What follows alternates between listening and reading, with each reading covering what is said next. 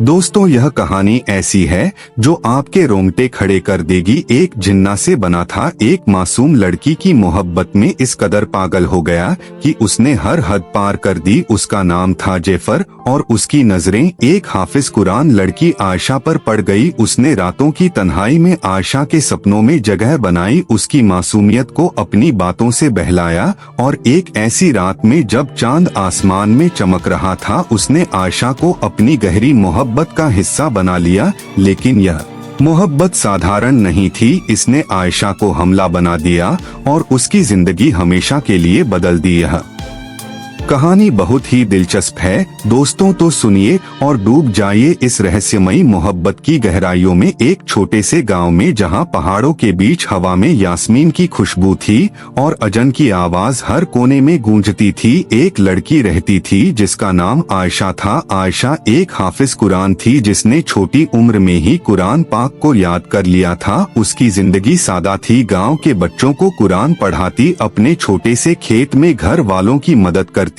उसकी खूबसूरती भी मशहूर थी, काली आंखें जो कुरान की गहराई को समेटे हुए थी और मुस्कुराहट जो सिर्फ दिल से दिल तक जाती थी। लेकिन आयशा के दिल में एक राज छुपा था। हफ्तों से वह अजीब सपने देख रही थी, एक साया जो दूर से उसे देखता था। पहले उसने इन सपनों को ख्यालों का धोखा समझा, लेकिन वो सपने दिन बदन गहरे होते गए। उस साए में दो आंखें थी, अंगारों जैसी चमकती हुई, और उन आंखों में एक अजीब सी चाहत थी। एक रात जब आयशा अपनी चारपाई पर लेटी हुई थी, चारपाई की हल्की सी चीख उसके कानों में पड़ रही थी। उसने महसूस किया कि एक गर्म हवा उसके बदन के गिर्द छू रही थी। उसने आंखें खोली, नींद के नशे में डूबी हुई, और देखा एक सुनहरा धुआं उसकी चारपाई के गिर्द मंडरा रहा था, जैसे कोई गैबी सांस उसके करीब थी। उसका हरा दुपट्टा जो उसके कंधों पर, और फिर वो सामने आया, सपनों का वो साया अब उसकी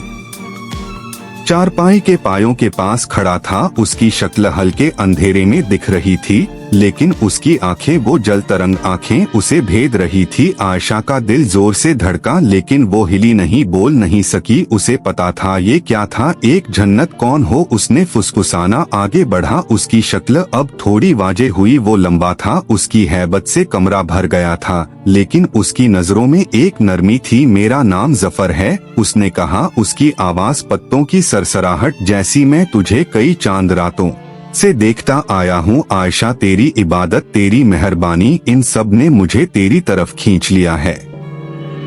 आयशा का दिमाग तेजी से चलने लगा। उसने जिन्हों की कहानियां सुनी थी, उनकी ताकत, उनकी चालबाजियां, लेकिन यह सोचा न था कि कोई उसके पास आएगा। मेरे पास क्यों? उसने पूछा। जेफर की आंखें नर्म हुई, क्योंकि तू सबसे अलग है, तेरा रूह पाक है, तेरा दिल मजबूत, मैं तुझसे मोहब्बत कर बैठा हूँ। आयशा का सांस रुक गया। मोहब्बत, एक जिन्ना इंसान से प्यार, यह मना था, नामुमकिन था। लेकिन जब उसने जफर की आंखों में देखा तो उसके दिल में कुछ हलचल हुई। एक रिश्ता जो समझ से बाहर था, एक कशिश जो रोक ना सकी। अगले हफ्तों में जफर आयशा से रातों को छुप कर मिलने लगा। हमेशा उसके कमरे की तन्हाई में वो उसकी चारपाई के पास बैठता, उसे गैप की दुनिया की कहानियां सुनाता, वो अजीब और गरीब बातें जो इंसान के जहन से परे थी। आयशा अपने डर के बावजूद उसकी तरफ खींचती चली गई। उसका साथ दिलकश था, उसके लफ्ज उसके रूह को सुकून देते थे।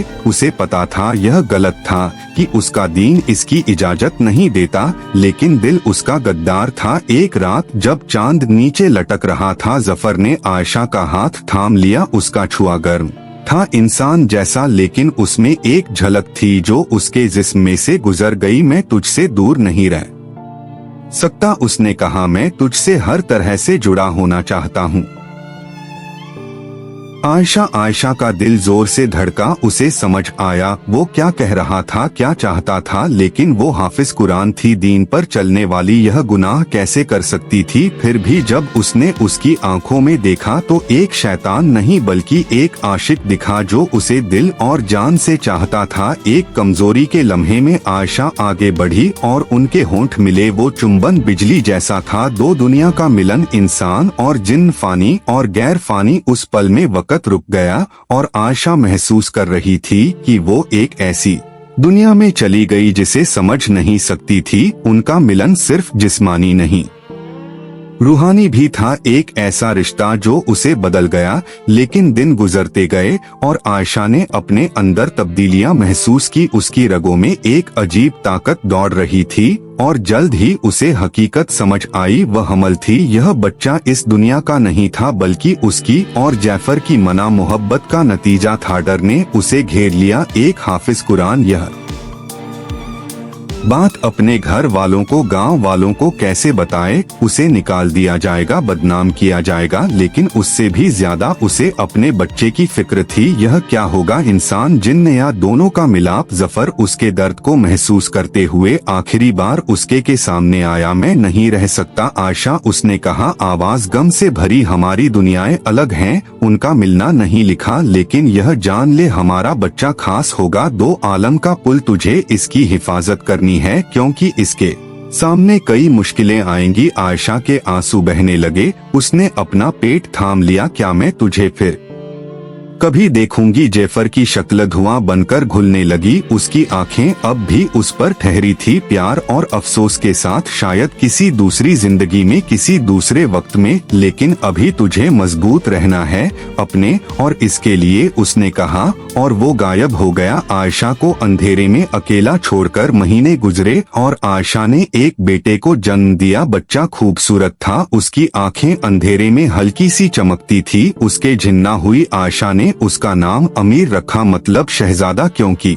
उसे पता था वो बड़े काम के लिए पैदा हुआ था। चाहे दुनिया उसे ना समझे, अमीर को पालना आसान नहीं था। गांव वाले पीठ पीछे बातें करते, उसे गालियां देते, बच्चे के असल पर सवाल उठाते। लेकिन आयशा ने सर ऊंचा रखा। अपने दीन और अपने बेटे के प्यार से ताकत लेती। उसने अमीर को कुरान से खाया जैसे उसने खुद सीखा था और वह अलग होने के बावजूद मेहरबान था, अपनी उम्र से ज्यादा समझदार। जैसे जैसे अमीर बड़ा हुआ उसकी कुव्वत भी उभरने लगी। वो चीज देख सकता था जो औरों से छुपी थी। गैब की आवाजें सुन सकता था। लेकिन आयशा ने उसकी रहनुमाई की, उसे सिखाया कि अपनी कुव्वतों को नेक कामों में इस्तेमाल करें, अपने इंसान और जिन्न नस्ल का एहतराम करें। वक्त के साथ गांव वालों ने अमीर को कबूल कर लिया, बल्कि उसका एहतराम करने लगे क्योंकि वो अपनी ताकत से जरूरतमंदों की मदद करता, कमजोर की हिफाजत करता। और आयशा को जफर फिर कभी ना दिखा,